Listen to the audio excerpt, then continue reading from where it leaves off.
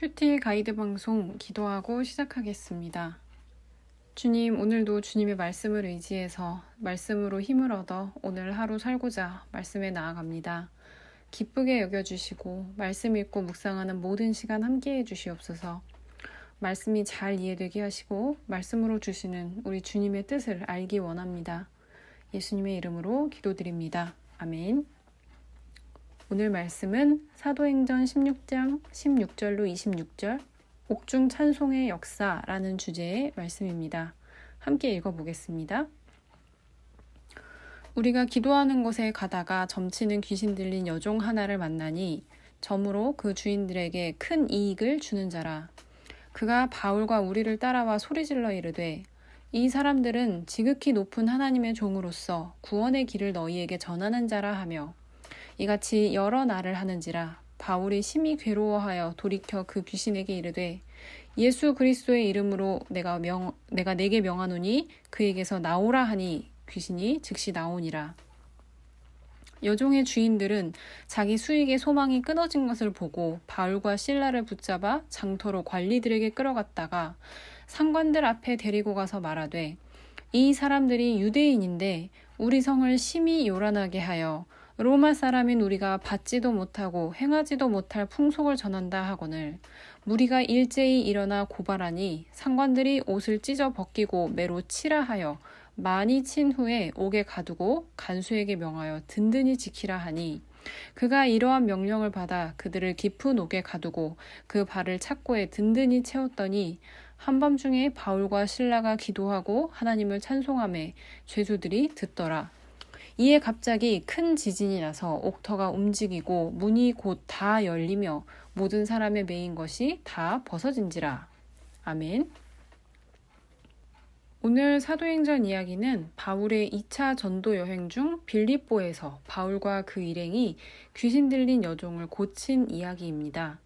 본문만 먼저 보시면 세 단락으로 구성이 되어 있는데요. 먼저는 단락에 붙여진 소제목을 마음에 두시고 본문을 반복해서 읽어보시길 권해드립니다. 첫 번째 단락은 귀신 들린 여종을 고친 이야기, 그러니까 귀신 들린 그 여종에게 초점이 맞추어져 있는 본문이죠. 두 번째 단락은 바울과 실라가 여종의 주인들에 의해 관리에게 끌려감을 당하고 많이 맞고 옥에 갇히는 이야기입니다. 여기서는 빌립보 사람들의 말과 행동을 주의해서 읽어보시면 좋겠습니다.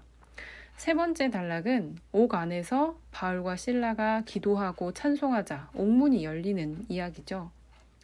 이렇게 각 단락별로 주제를 생각하시며 본문을 읽으시되 소가 되새김질 하듯이 천천히 말씀을 되새기며 묵상을 발전시켜 보시길 바랍니다.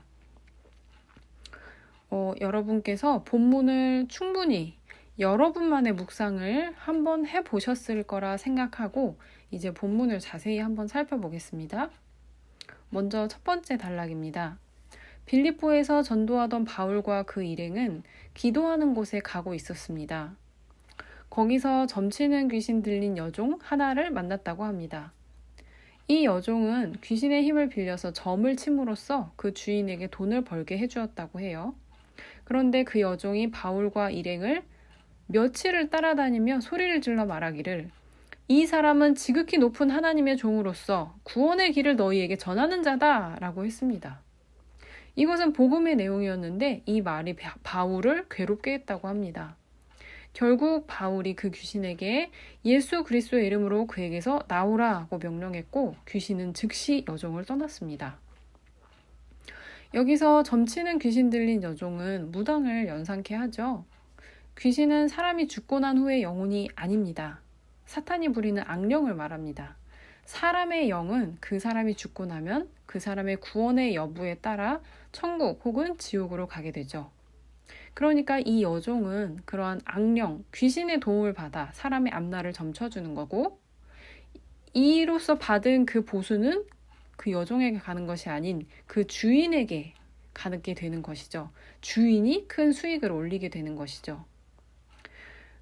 악령이 여종을 통해 외치는 그 내용이 복음이었음에도 그 말이 바울을 괴롭게 했다고 합니다. 바울이 왜 괴로워했는지 정확히 나와 있지는 않지만 어떤 학자는 거룩한 복음이 부정한 귀신에 의해 증거되는 것에 괴로워했을 것이다 라고도 하고요. 또 귀신에게 사로잡힌 이 여종에 대해 안타까운 마음을 바울이 괴롭다고 표현을 했을 거라고 그렇게도 말합니다. 어쨌든 며칠을 외쳐대는 이 여종으로 인해 전도자들은 빌립보 사람들에게 주목을 받을 수밖에 없었을 것입니다.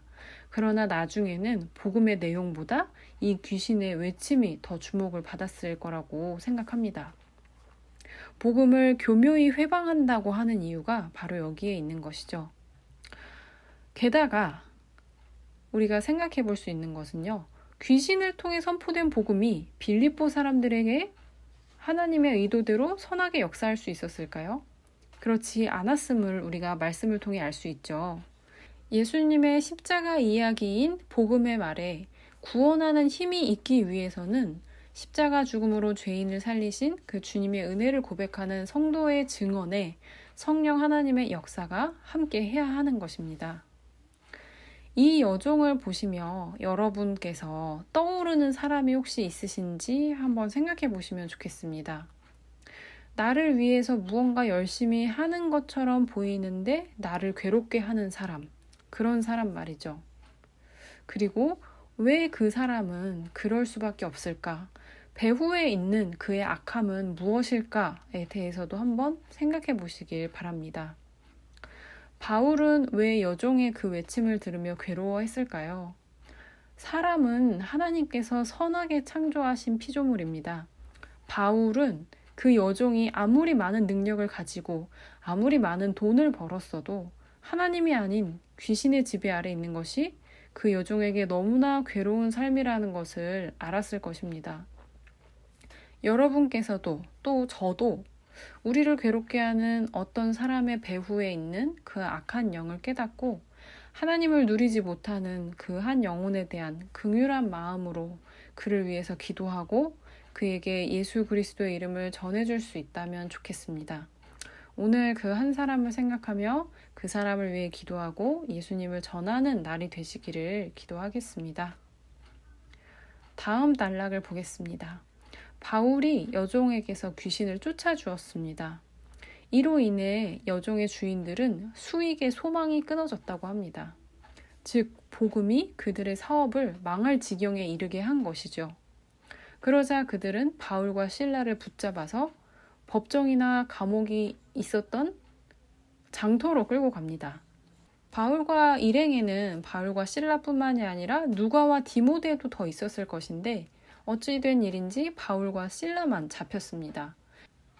여종의 주인들은 바울과 실라를 관리에게 끌고 가서 바울이 여종에게서 귀신을 쫓아주었다는 말은 하지 않고 인종차별을 부추기고 이 사람이 유대인이며 로마 사람이 받지도 못하고 행하지도 못할 풍속을 전한다는 말로 마치 바울이 로마의 평화를 해치는 사람인 것처럼 몰아붙입니다. 그리고 이 고발 내용은 그 당시의 시대가 기독교가 로마에서 허용되지 않았던 그 시대적인 상황과도 관련이 있습니다. 아무튼 이런 부추김으로 인해서 무리가 일제히 일어나 고발을 했고 상관들은 두 전도자를 옷을 찢어 벗기고 매로 치라고 명령합니다. 23절에 많이 쳤다라고 되어 있는데요. 이때의 태형은 몇 대라는 양이 정해지지 않았기에 그 수가 헤아려지지 않은 것입니다. 바울과 실라는 이렇게 정식 재판도 받지 않은 채 심한 고난을 받았던 것이죠. 바울 사도는 귀신 들린 한 영혼을 예수님의 이름으로 구원받게 했습니다. 그러나 예수님을 모르는 세상은 여종의 구원에 관심이 없습니다. 우리는 그 한 영혼을 구함으로써 전도자들이 받았던 그 고난에 대해서 생각해 볼 수 있습니다. 이들이 받은 고난만 생각하고 그 고통에만 집중하면 우리는 두려울 수도 있어요. 고통을 원하는 사람은 없죠. 그러나 바울과 전도자들이 어떻게 그러한 고통마저도 감수할 수 있었는지를 생각해 보시길 바랍니다. 사도 바울에게 하나님과 예수님과 어떤 일이 있었죠? 어떤 계기로 그는 핍박자에서 고통도 감수하는 하나님의 일꾼이 되었나요? 또 미래에 어떤 약속을 붙들기에, 미래의 어떤 약속을 이들이 붙들고 있기에 바울과 전도자들은 그런 삶을 감당할 수 있었을까요? 하나님의 어떠한 뜻을 생각하길래 그들은 단 한 명의 구원을 위해서 많은 고통을 각오하고 감내했을까요? 지금 제가 드린 질문들에 하나하나 생각해 보시고 마음에 답해 보시고 정리해 보시길 바랍니다. 그리고 그렇게 이 사도행전 이야기 속 바울과 전도자들을 이해해 보신 후에 여러분 자신에 대해서 생각해 보시는 겁니다. 오늘 여러분께서는 저들과 같이 말씀대로 믿고 적용한 뒤에 도리어 고통스러운 일을 당한 경험이 혹시 있지 않으신지요? 하나님께서 나처럼 또 나만큼 사랑하시는 저 한 사람의 구원을 위해서 내 수익의 소망이 끊기는 것도 고통당하는 것도 기꺼이 감당하실 수 있으십니까? 혹은 그렇게 되기 위해서 오늘 여러분께 필요한 것은 무엇인가요? 말씀에 비추어 바른 방향으로 마음의 걸음을 옮기시는 묵상이 되시길 기도합니다. 마지막 단락을 보겠습니다. 감옥에 갇힌 바울과 실라는 발에 착고가 채워진 채 감시를 받았습니다.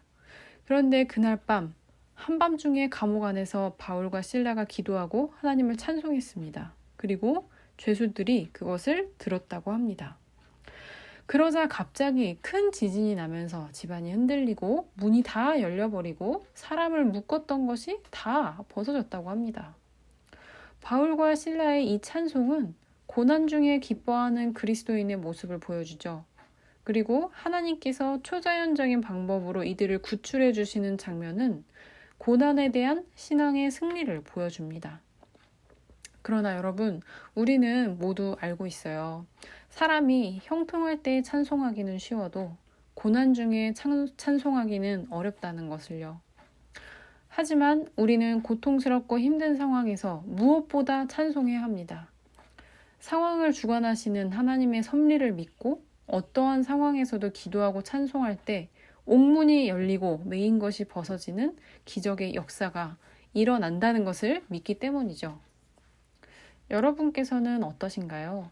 억울하게 매맞고 옥에 갇힌 상황에서 낙심하십니까? 아니면 기도하며 찬송하십니까? 우리의 모습을 돌아보길 원합니다.